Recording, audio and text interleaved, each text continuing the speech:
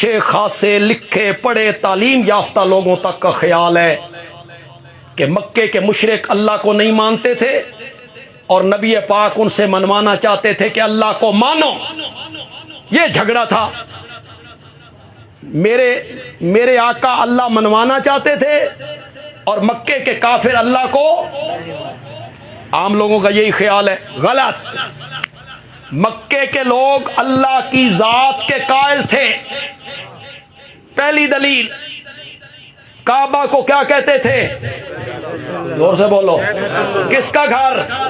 اللہ کو نہیں مانتے تھے تو بیت اللہ کیوں کہتے تھے؟ میرے پیارے پیغمبر کے والد محترم کا کیا نام تھا؟ اللہ کو نہیں مانتے تھے تو بیٹوں کے نام عبداللہ کیوں رکھتے تھے؟ میری تیسری دلیل بڑی نازک سی دلیل ہے، بڑی نفیس دلیل ہے، بڑی لطف والی دلیل ہے. مشرک تھے نا وہ لوگ. کون تھے؟ مشرک کون ہوتا ہے جو کیا کرے؟ شرک کرے. بولو شرک کیا ہوتا ہے؟ اللہ کے ساتھ شریک. شاباش، شرک کی تعریف کرو. شرک کیا ہوتا ہے؟ شرک کسے کہتے ہیں؟ کس کے ساتھ شریک کرنا؟ کس کے ساتھ؟ معلوم ہوتا ہے بندہ مشرک بنتا ہی تب ہے جب پہلے اللہ کو مانے، ورنہ شریک کہندے نال کرنا. کس کے ساتھ شریک بنانا ہے اس نے؟ اللہ کے ساتھ. مشرکین مکہ اللہ کو مانتے تھے. آپ مجھ پر یقین کریں، اگرچہ یہ بات مجھے کہنی نہیں چاہیے، ایک عالم کو یہ بات کہنی نہیں چاہیے کہ مجھ پہ یقین کریں، نہ، اللہ کے قرآن پہ یقین کریں، میرے آقا کے فرمان پر یقین کریں.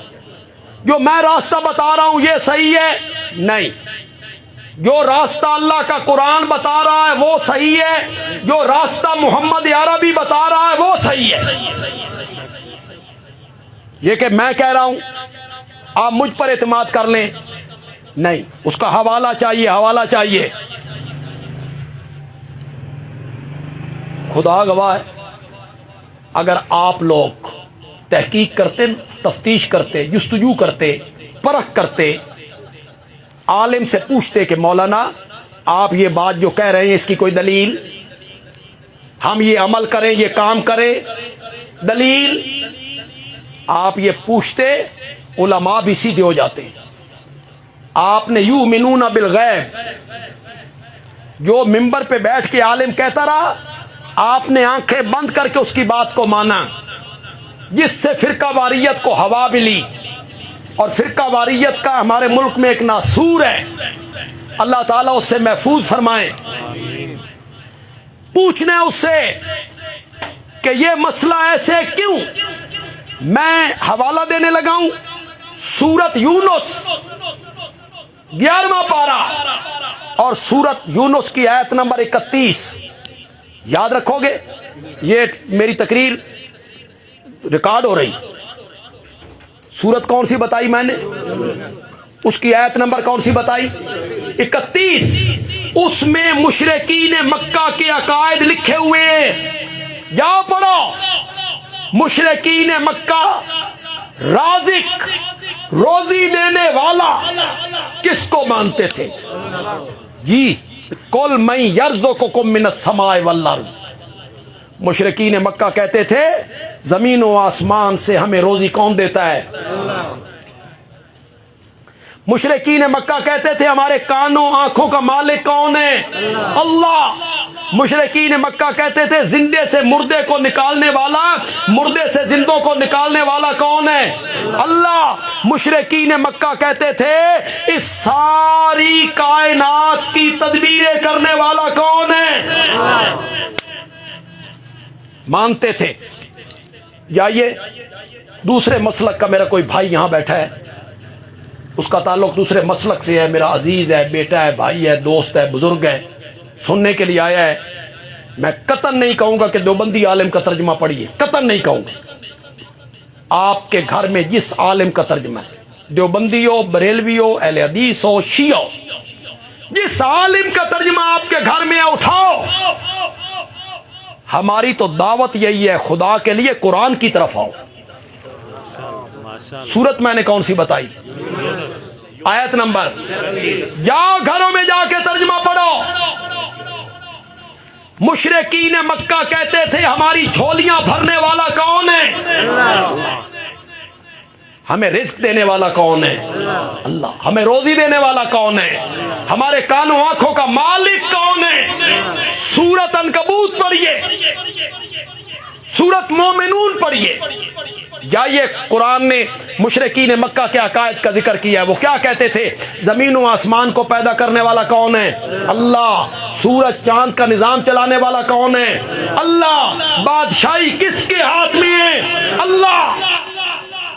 اس میں کوئی جھگڑا نہیں تھا، نہ اللہ کی ذات میں نہ اللہ کی صفات میں، جھگڑا تھا مسئلہ الہ میں۔ کس میں جھگڑا تھا؟ میرے نبی کہتے تھے لا الہ، اس پوری کائنات کا الہ صرف کون ہے؟ اور مشرکین مکہ کہتے تھے اللہ بھی اور حضرت ابراہیم بھی، اللہ بھی، لات منات بھی۔ وہ کیا کہتے؟ اجعل الآلہۃ الہا واحدا۔ میں نے تو یار بڑے لہجے سے پڑھا ہے کہ آپ کو سمجھ آ جائے۔ اجعل الآلہۃ، اس نے کر دیا بہت سارے الہوں کا الہا واحدا، ایک الہ۔ ان ھذا لشیء عجاب، یہ تو بڑی عجیب بات ہے کہ اس کائنات کا اکیلا الہ ہے۔ یہ جھگڑا ہے میرے نبی اور مشرکین مکہ کے درمیان۔ میرا نبی کہتا تھا لا الہ الا اللہ، اور مشرکین مکہ کہتے تھے نہیں، اللہ بھی اور اللہ کے سوا ہمارے بزرگ بھی، حضرت ابراہیم بھی، حضرت اسماعیل بھی، لات بھی، منات بھی۔ میں قرآن کا طالب علم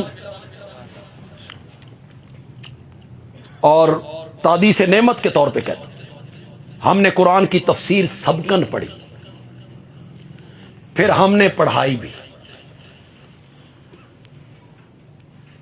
جو میں بات یہاں کہہ کے جا رہا ہوں، مولانا گلاب دین صاحب سنہری مسجد خطیب ہیں، مولانا رسول اللہ طاہری، یہاں مولانا محمد طیب صاحب بیٹھی بستی خدا داد والی۔ آپ کل ان میں سے کسی سے پوچھ لیں کہ بندیالوی یہ مانا کر کے گیا ہے ہمیں قرآن سے دکھاؤ، یہ آپ کو وہ مانا قرآن سے دکھائیں گے جو میں بیان کر رہا ہوں، جو میں بیان کر رہا ہوں۔ الہ وہ ہوتا ہے جو عالم الغیب ہو، سمجھ آئی کہ نہیں آئی؟ جو عالم الغیب ہو وہ الہ ہوتا ہے، جو قادر اور مختار ہو وہ کون ہوتا ہے؟